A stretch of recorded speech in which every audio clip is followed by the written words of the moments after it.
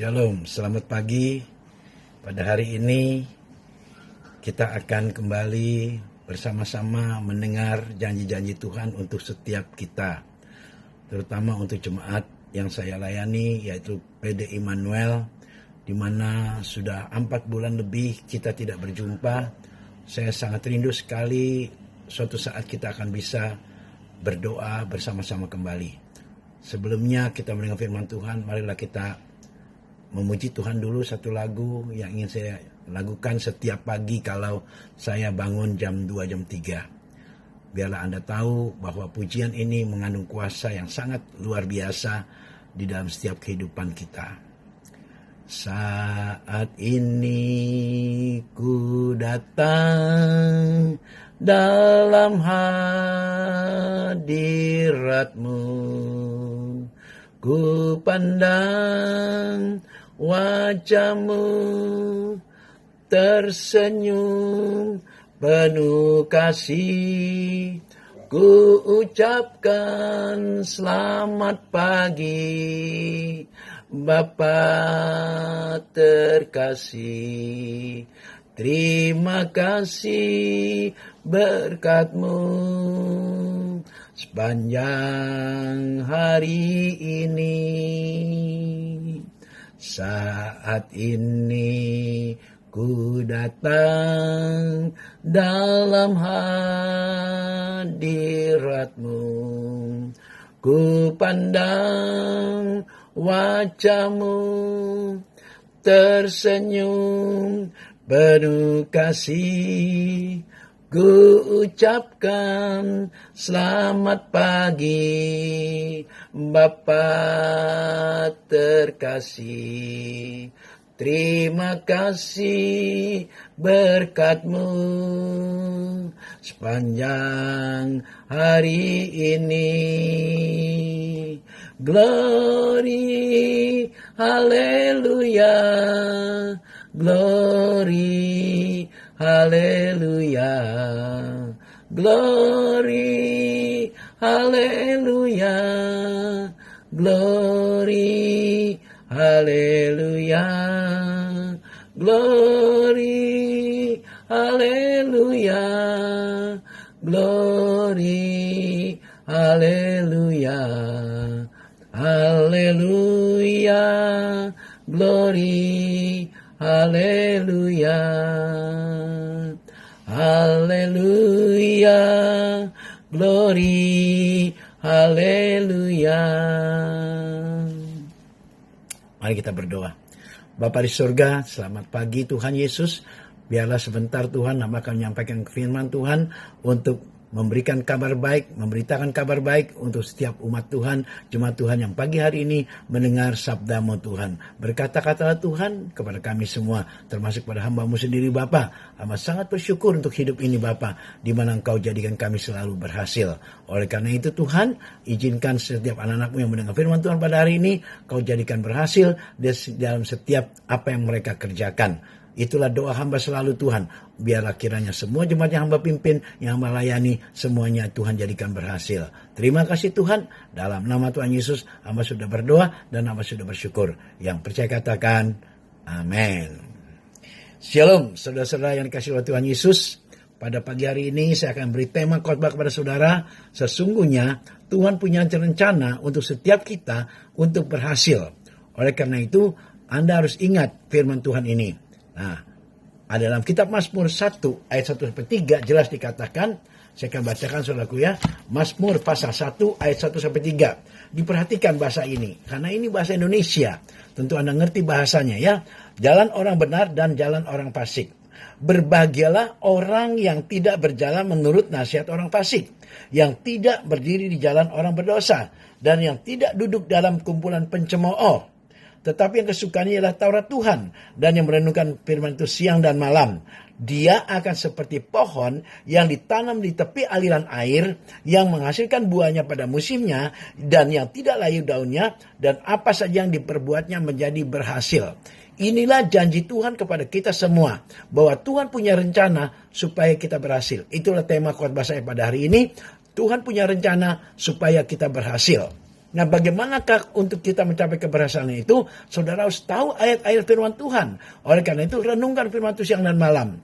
Dan kalau saudara bertanya pada saya, apakah saya berhasil? Ya, saya berhasil. Oleh karena itu, saya mau menceritakan rahasia untuk keberhasilan ini.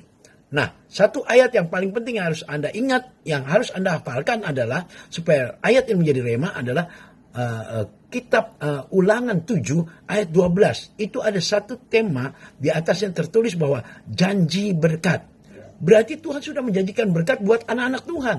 Tapi kenapa kita banyak yang miskin? Kenapa kita banyak yang bermasalah? Kenapa kita banyak yang gagal? Karena kita tidak mengerti akan firman Tuhan yang Tuhan sudah tulis. Ya, dalam Ulangan 7 ayat 12 jelas dikatakan, perhatikan baik-baik ya. Kalau saudara ngerti ini ayat, saya percaya Anda akan berhasil. Saya tidak akan mau menjadi Kristen waktu itu kalau tidak ada bukti-bukti. Memang saya orangnya keras dan saya maunya bukti. Nah, sekarang saya merasakan kebaikan Tuhan. Oleh karena itu saya memberikan rahasianya untuk saudara semua supaya Anda mendengarnya. Ulangan 7 ayat 12, ini satu perikop dikatakan janji berkat. Berarti Tuhan menjanjikan berkat buat kita semua. Ya, nah, dan akan terjadi ayat 12, dan akan terjadi koma, tuh ada komanya. Karena kamu mendengarkan peraturan-peraturan itu, serta melakukannya dengan setia, maka terhadap engkau Tuhan Allahmu akan memegang perjanjian dan kasih setianya yang diikrarkannya dengan sumpah kepada nenek moyangmu. Dan saya bertanya pada Anda semua, kalau Tuhan sudah berjanji, nggak mungkin diingkari. Tuhan tidak pernah berdusta. Bahkan sampai dia bersumpah pada nenek moyang kita untuk memberkati kita. Ini pegang erat-erat saudaraku. Supaya Anda tahu ayatnya. Ya, Tuhan janjikan berkat dan bahkan dia bersumpah untuk memberkati kita. Nah, tentu pertanyaannya, kenapa kita miskin? Kenapa kita susah? Kita tidak melakukan apa yang kita dengar.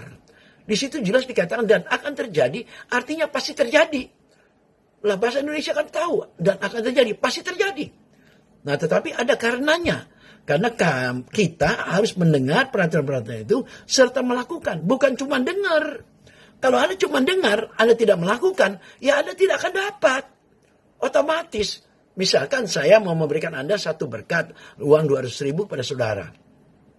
Misalnya, Moy, ini uang 200.000 buat saudara. Tapi dia cuma dengar doang. Ya nggak dapat 200.000-nya. Tapi dia melakukan, dia dengar, dia lakukan, yaitu menghampiri saya, terus mengambil uang itu. Maka dapatlah uang itu, berkat itu menjadi milik dia. Karena dia mendengar dan melakukan. Ini intisari dari khotbah saya adalah, kalau Anda melakukan dengan setia segala perintah-perintah Tuhan, baru Anda dapat. Tentu Anda bertanya pada saya, apa yang Bapak lakukan? Kalau Bapak betul-betul melakukan firman Tuhan. Saya pernah dipukul, saudaraku. Berdarah-darah, saudaraku, di depan orang tua saya. Orang tua saya guru kungfu. Saya ngajar di karate, saudaraku. Dan saya tukang bertempur. Tapi karena saya sudah bertobat, saya dipukul sama tentara, saudaraku. Bukan tentara, polisi, saudaraku ya. Dia kolonel, saudaraku. Ya, jadi dia bukan bintang ya, bunga 3, kombes, kolonel, saudaraku. Kalau letkol itu bunga 2. Kalau bunga 1 itu mayor. Bunga 3 itu kombes, komisaris besar polisi, yaitu biasa kepala kapolsek, kepala polisi, sektor polisi ya, saudaraku ya. Nah, itu saya dipukul. Karena saya tuh waktu itu tidak salah sebenarnya, saudaraku. Karena soal mobil. Tapi saya dipukul di depan orang tua saya. Orang tua saya mau turun tangan, saya bilang jangan balas. Karena Tuhan katakan, apabila engkau ditampar pipi kiri, kasih pipi kananmu. Nah, jadi waktu itu saya tidak balas sama sekali, saudaraku. Bahkan ketika dia keluar dari mobilnya, istrinya bilang, Bang, dia tidak salah. Saya tidak salah, maka saya tidak takut. Saya buka pintu saya, kaca pintu saya sebelah kanan. Dipukul muka saya, saudara. Berdarah, untung gigi saya nggak pernah patah, saudaraku. Orang besar seperti itu, tinggi 1,80 m, saudaraku. Nah, tapi saya tidak balas sama sekali. Saya mundur mobil saya ngalah dengan dia.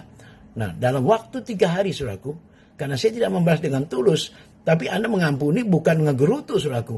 Kalau Anda mengampuni tapi ngegerutu, wow, itu nggak ada artinya. Tetap mengampuni dengan tulus.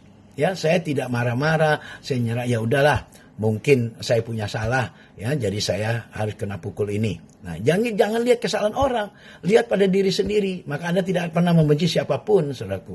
Ya, seperti Tuhan Yesus di kayu salib. Kenapa dia harus menderita seperti itu? Karena dia punya tujuan, punya visi untuk menyelamatkan semua manusia. Jadi dia tidak punya pikiran untuk membalas, karena dia punya tujuan. Begitupun kita. Kalau kita punya tujuan untuk diselamatkan, untuk menerima berkat, kita tidak akan pernah ingin membalas, saudaraku. Ingat itu. Karena kita ingin diberkati oleh Tuhan. Karena Tuhan katakan, kalau kamu mendengar dan melakukan, ya kamu dapat janji-janji Tuhan itu. Ada amin? Perhatikan itu. Nah, dalam waktu 3 hari kemudian rumahnya terbakar, saudaraku, rumah orang itu. Karena dia tetangga saya. Saya baru pindah di Petamburan 2, saudaraku. Ya, saya lihat rumahnya terbakar, hanya satu rumah. Rumah dia yang terbakar. Dan saya singkat cerita, saudaraku, 2 hari kemudian, dan hari kelima, saya lagi mau pelayanan hari Jumat itu. Ya, kejadiannya waktu itu hari Minggu. Pas hari Jumatnya saya mau pelayanan, saya dicegat oleh ketiga anaknya. Anaknya 3 laki-laki semua. Dia bilang, "Bang, bisa nggak maafkan orang tua saya? Rumah kami sudah terbakar. Sekarang orang tua saya ada di rumah sakit, dia sakit jantung. Bisa nggak abang dipanggil oleh ayah untuk abang memaafkan ayah?" Saya bilang, "Saya mau pelayanan, ntar deh jam 1, jam setengah 2, saya pulang pelayanan, saya datang, saya mampir ke rumah sakit Pelni." Nah, ternyata waktu setengah 2 saya sampai di rumah sakit Pelni, saya disambut oleh anak-anaknya dan istrinya bahwa ayahnya sudah innalillahi wa inna ilaihi raji'un. Berarti sudah meninggal, saudaraku. Itulah kalau kita tidak membalas dengan tulus, Tuhan yang melakukan perkaranya, saudaraku. Kita diam saja, jangan pernah membalas. Tuhan pasti bela kita. Ini yang Tuhan punya rencana, saudaraku, ya. Nah, apakah ada rencana Tuhan itu tentang keberhasilan? Karena memang dari semula Tuhan sangat memberkati ciptaannya. Ya, Kisah dan Adam tuh, ya. Waktu Adam diciptakan Tuhan, sudah disiapkan semua yang dibutuhkan oleh manusia. Berarti memang itu rencana Tuhan. Dia mengasihi anak-anaknya. Dia mengasihi ciptaannya. Ya, nanti Anda baca dalam Kejadian 2 ayat 8 sampai 20, begitu panjangnya bagaimana Tuhan menciptakan dunia ini segala isinya untuk Adam. Berarti diberkati kita. Ya, saudaraku yang kasih. Seperti Tuhan mengasihi kita, demikian kita juga harus saling mengasihi, saudara.